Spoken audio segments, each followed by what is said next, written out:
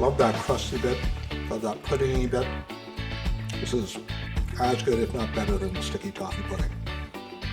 And it would be very much the same. Delicious.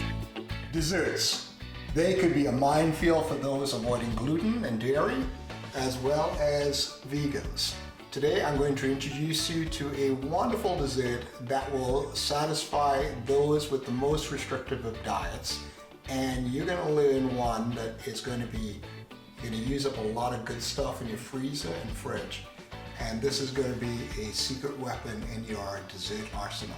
Stay tuned.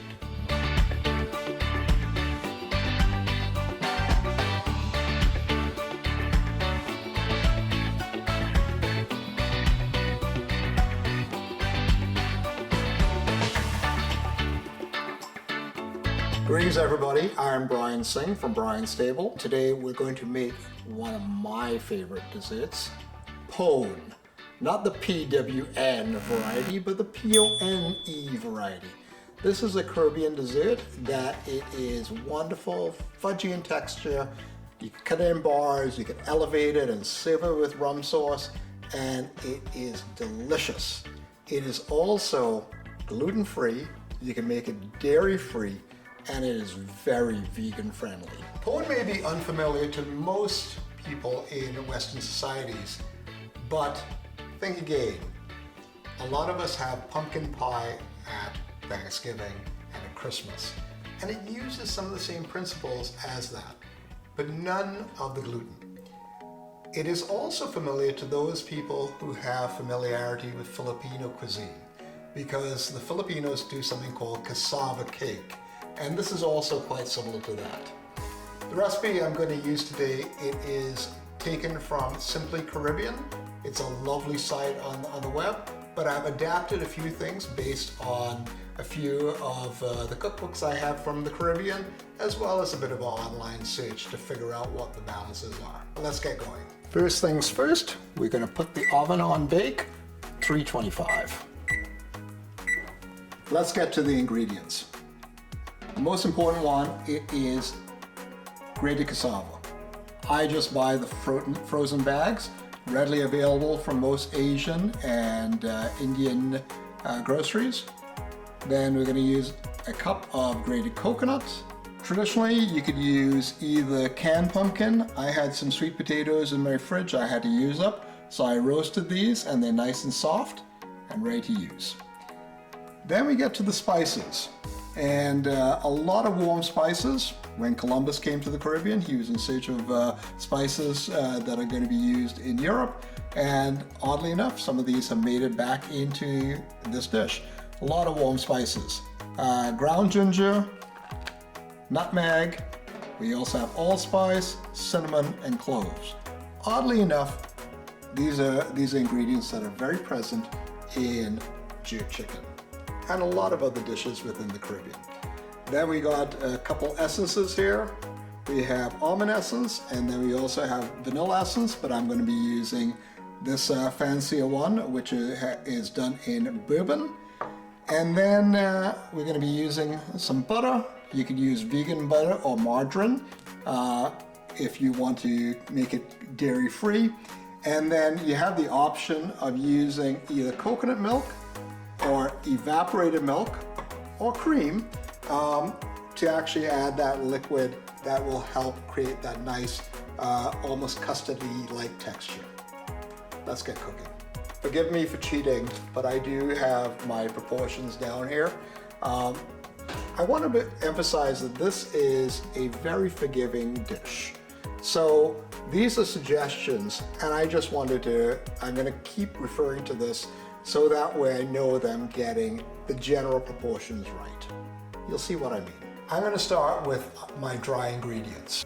So what we're going to do is we're going to measure our sugar and our spices. You're going to require 1 1/4 cups of brown sugar. Always, when you can, put your measuring cup in your bowl so that way any of the extra will fall back into the bowl and you could account for it in your measurements. You can use white granulated sugar for this. The amounts are about the same. But I do like that more caramelly, richer flavor of brown sugar compared to white sugar. A little bit more, take it up to that extra 1/4 cup. Next up, 1 teaspoon of cinnamon. Again, doesn't have to be precise. A little extra adds a little bit more flavor. I will admit that this is one of my favorite dishes I had growing up in Trinidad. It's delicious, it's tasty, it could be a little crunchy, it could be a little fudgy. It's very tropical, but yet it uses a technique very similar to sticky toffee pudding and has that density which is lovely. The next one, it is going to be in cloves. You want 1/4 teaspoon of cloves. A little extra never hurts. Then we're going to do 1/2 teaspoon of ground ginger. That is powder. If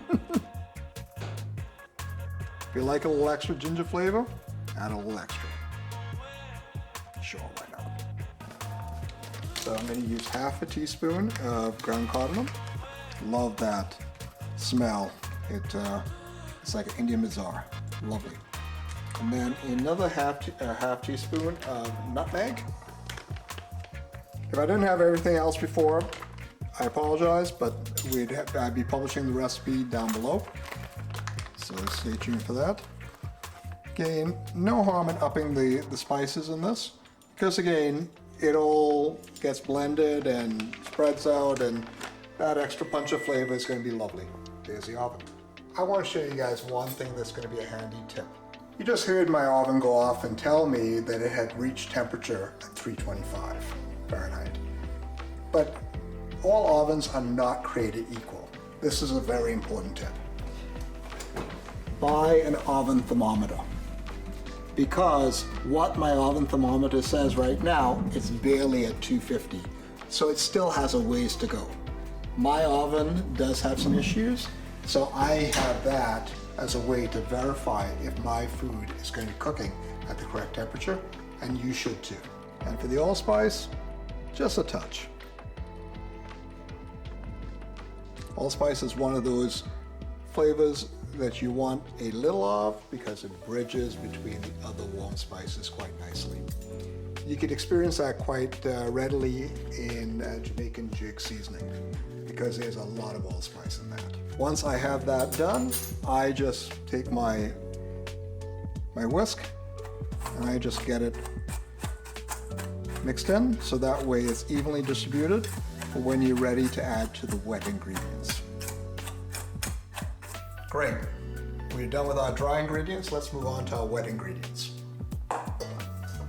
First thing we're going to be using is the cassava. As I said before, I pick up the frozen ones. The nice thing about it, it requires 4 cups of cassava. And as you can see, a cup is 227 grams.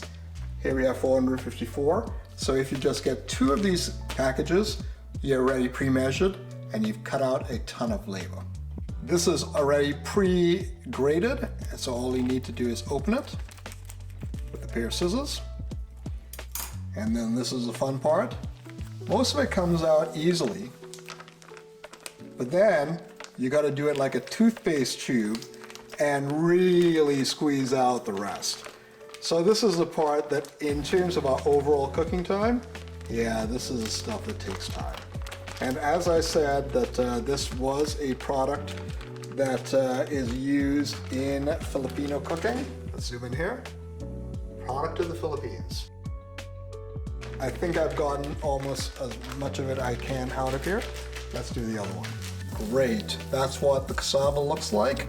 Got the last of it in here, and we're ready to put the coconut in here. Same procedure, same issues. Like the cassava, almost like you're using a toothpaste tube here.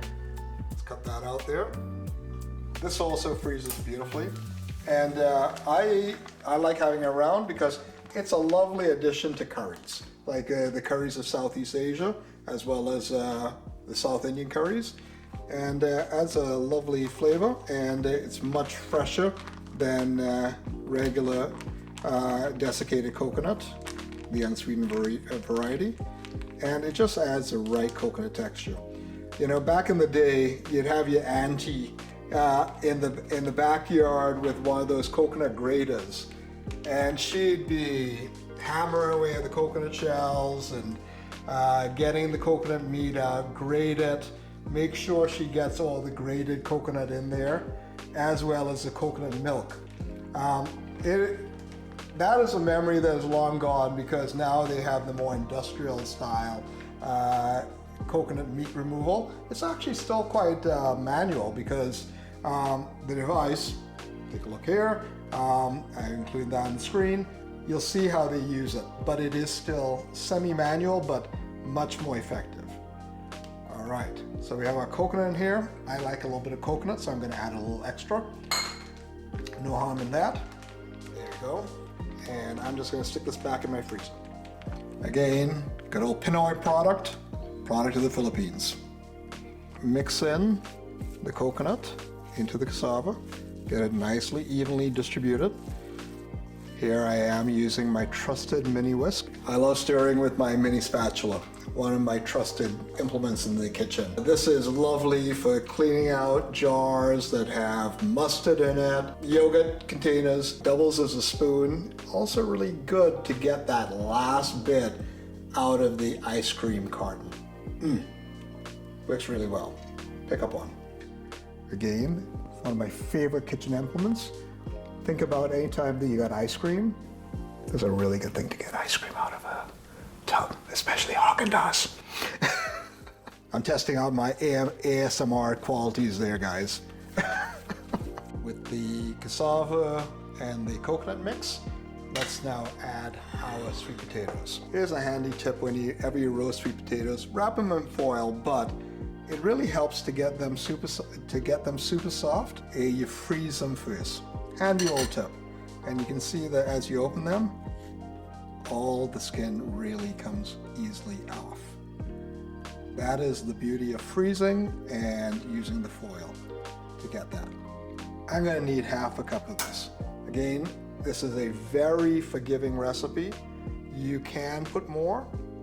It's actively encouraged. But think about when you do that you'd have to balance off the amount of liquid. This is another one of these recipes which I love, which is really based on ratios. As long as you get the ratios right, it gives you a lot of leeway to play around and get more flavors in that you like and prefer, or that you may want to emphasize. All right, I'm just going to add a little bit more of the sweet potato, because that's just short of half a cup, and I'm just going to loop off that bit there, and that should get me closer to about maybe 3/4 of a cup. Again, because I'm going to be putting a little extra liquid, that's okay. Let's get that in now. Again, I'm using the same measure I used to measure the coconut, so therefore I'm using it to clean out any extra coconut that was in the measuring cup. Got the mini whisk going. Let's cut her in and mix her up. It should have a lovely orange hue. A good alternative to the sweet potato is that you can use canned pumpkin. That works quite well. Or any of those sweeter style tubers. Even yams work quite well with this as well. As long as you have a base set of these, what we refer to in the Caribbean ground provisions in here, it gives you a lot of flexibility to use them to add more body and adjust the flavor. Again, ratios are your best friend in balancing out how you want to make this pone. All right, now that we have that done, let's add the essences. You're going to need 1 tablespoon of almond extract. You're going to require another tablespoon of vanilla essence. And in this case, I'm going with the bourbon flavored one here. It's a lot more syrupy than traditional vanilla extract, and I know that it's most probably a bit pricier, but the key to it is getting vanilla in this dish, and even the artificial vanilla works quite well, but I do like this one because it does have those delicious little bits of vanilla seeds in there. Beautiful. Let's get a little extra to cover off what's in the spoon. Yeah. Clean out the spoon. Never be afraid to get your hands in. When you get your hands in, that means you're adding more love. Let's mix those essences in there. Great, we got 2 more ingredients here, and they both could be substituted. The first one, it is what is the liquid that you're going to use here. I'm going to be using evaporated milk because that's the way I like it and the way I grew up with it in the Caribbean. But to contribute to make it vegan, one of the options is to use coconut milk. So therefore you've taken out the dairy on it. And the other item is going to be butter. I'm going to use a stick of butter, maybe just a little short of a stick of butter, and the extra will be used to grease the baking dish. But you could also use margarine or vegan butter. Either one works. Again, super forgiving recipe. Let's open the can of evaporated milk. So when you open a can of evaporated milk, you want to be able to get your air stream going and have that. So when you puncture your can with your can opener, I've seen a lot of people do this. They go and use their very good knives to open the hole here to dispense the evaporated milk or whatever liquids in a can. Don't do that, please. You know, you ruin your good knives. Use the back of a spoon or a butter knife. Just stick her in, pour up, and that's more than enough you need to actually pour your milk.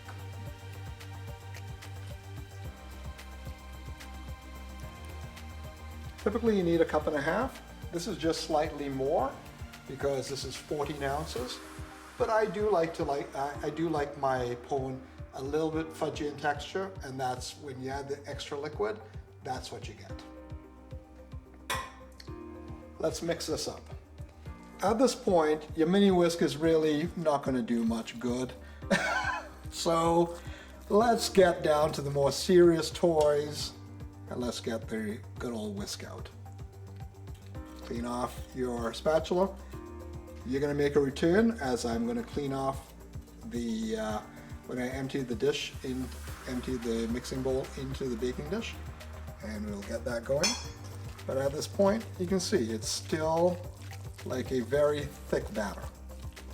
As you can see, no gluten, no all-purpose flour has gone into this, no eggs, and it's a super adaptable recipe, as I said. Based on what you have in your pantry, you can do many variations on this. Let's get to the butter. So it calls for 6 to 8 tablespoons of butter. 8 tablespoons of butter is a stick of butter. I'm just going to keep a little bit left here, baking tray here. I'm just going to grab a small amount of butter here, maybe about a tablespoon, and we're just going to smear it all over here. Get those fingers nice and greasy. There's no better way to grease a baking dish than with your fingers, because you get a good feel as to what the distribution of that butter is all the way through. So really do not fear getting your hands in whatever you're cooking, because it will make you a better cook. Think about how many aunts and uncles you've had who never see the light of day of a measuring cup in their hands. That just comes from being more confident in what you're doing, as well as trusting your ingredients are going to do the right thing. So you just need to be able to cover the basics. But getting your hands in your food, highly recommend it. With the rest of the butter, we're going to melt it. Nothing is more useful than a microwave for this. I like to scrape off all the butter here. Why waste it? All right.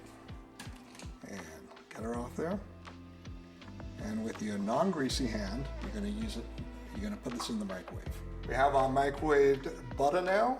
It's all liquid, and we're now ready to add it to make the last bit of liquid to the liquid ingredients. Great. Let's mix her up. Get that nicely distributed.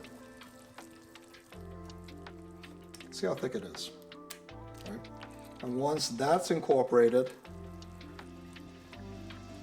we can now add the sugar and the spices. So everything is mixed up here. So let's add that in there.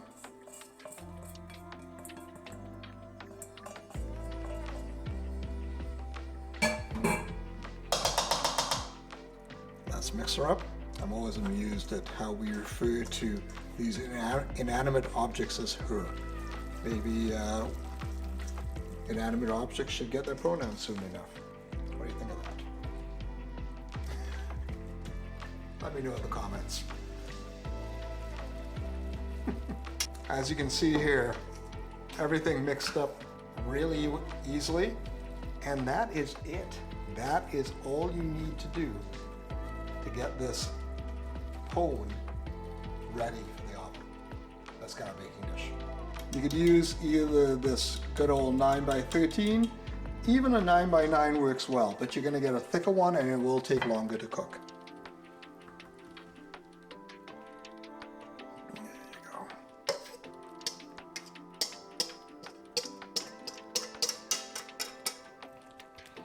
Gotta spread out here.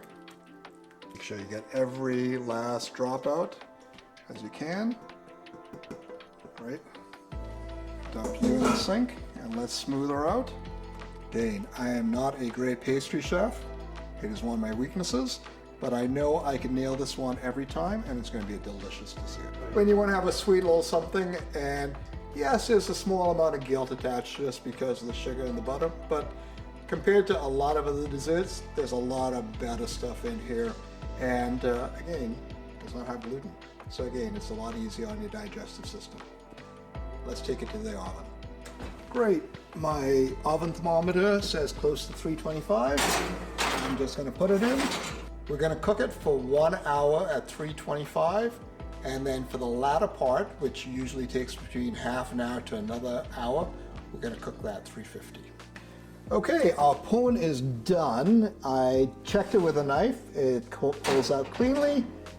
And look at that. A little charred on the edges, but that's okay. It's very forgiving and very moist.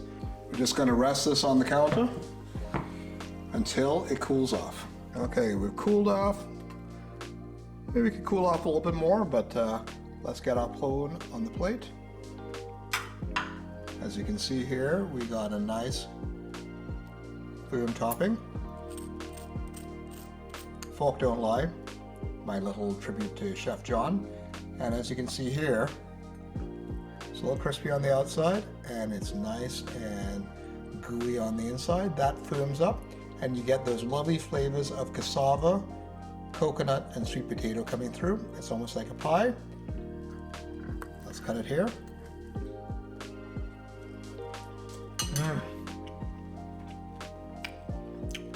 It's puddingy. It's like a lovely pumpkin pie, but with coconut. And that cassava flavor just has a beautiful note to your mid-palate. This is just beautiful to be served with a rum sauce. You can do a salted caramel sauce, it'll go beautifully with this. Serve with ice cream, serve with whipped cream. You're not gonna miss the gluten on it one bit. And I would encourage you, oh my God, I have another piece. Give it a go. And also think about some of the variations that you may want to try with this. You know, there's lots of things you could leave out and substitute. You could go the cassava cake direction, as per the Filipino direction. And I'm sure that you can start to play around with your warm spice combination to give you a whole new dimension. You know, go out there and look for these gluten-free desserts that are a lot easier on your digestive system. You can have a treat and don't feel too guilty about it. I'm gonna have another bite of this, but in the meantime, what is your favorite gluten-free dessert? I'm curious about that. Let me know in the comments. If you like what you're seeing, hit the like button, please subscribe. Thanks again for watching, and in the meantime, go out there, taste the world.